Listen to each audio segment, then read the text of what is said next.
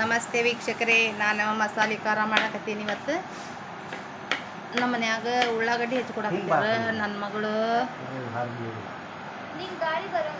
ಬಿಡ್ಸಾಕತ್ತಾಳ ಉಳ್ಳಾಗಡ್ಡಿ ಎಳೆಯಾಗಿ. ನೋಡ್ರಿ ವೀಕ್ಷಕರೇ, ನಾನು 5 kg ಖಾರದ್ದು ಮಸಾಲೆ ಮಾಡಕತ್ತೀನಿ.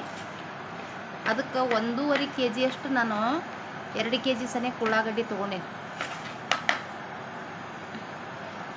ಉಳ್ಳಾಗಡ್ಡಿನ ಗರಿಯಾಗಿ ಹೆಚ್ಕೊಂಡು ಎಣ್ಣೆ ಹಾಕಿ ಹುರ್ಕೋಬೇಕು.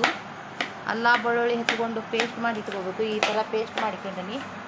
ಇದು ಹವೀಸ್ ಕಾಳು, ಲವಂಗ, ಏಲಕ್ಕಿ, ಚಕ್ಕಿ, ಸ್ವಲ್ಪ ಜೀರಿಗೆ, ಒಂದು 4 ಕಾಳು ಮೆಂತ್ಯ ಕಾಳು ಹಾಕಿ ಹುರ್ಕೊಂಡು ಇದನ್ನು ಮಸಾಲೆ ಪುಡಿ ಮಾಡಿಟ್ಕೊಂಡೀನಿ. ಈ ಉಳ್ಳಾಗಡ್ಡಿದು ಪೇಸ್ಟ್ ಮಾಡಬೇಕು. ಈ ಪೇಸ್ಟ್ ಮಾಡಿ ಹುರ್ಕೊಂಡದ್ದು ಪೇಸ್ಟನ್ನು ಎಲ್ಲ ಹಾಕಿ ಖಾರದಾಗ ಹಾಕಿ ಕಲಿಸ್ಬೇಕು.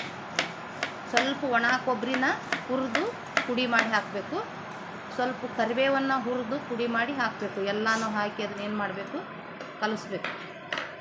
ಕಲಿಸಿದ್ರೆ ಅಡುಗೆ ಪಲ್ಯ ಎಲ್ಲ ಮಾಡಬೇಕಾದ್ರೆ ಯಾವುದೇ ಮಸಾಲೆ ಹಾಕ್ಲಿಕ್ಕೂ ನಡಿತೈತಿ. ಬರೀ ಇದೇ ಖಾರ ಹಾಕಿ ಮಾಡಿದ್ರು ಸಾಕು. ಪಲ್ಯ ಸಾರು ಎಲ್ಲ ರುಚಿ ಆಗ್ತೈತಿ.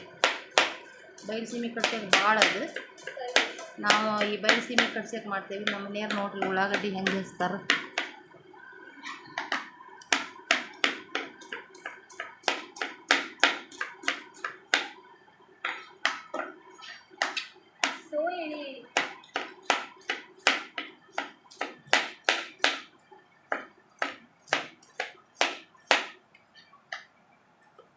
ಕಾಂದಾ ಬಜ್ಜಿಗೆ ಭಾರಿ ಹಾಕವಲ್ಲ ಬಜ್ಜಿ ಅವು. ಒಂದು 4 ಮಾಡ್ಕೊಳ್ಳೋಣ ಬಜ್ಜಿ ಕಲಿಸಿ.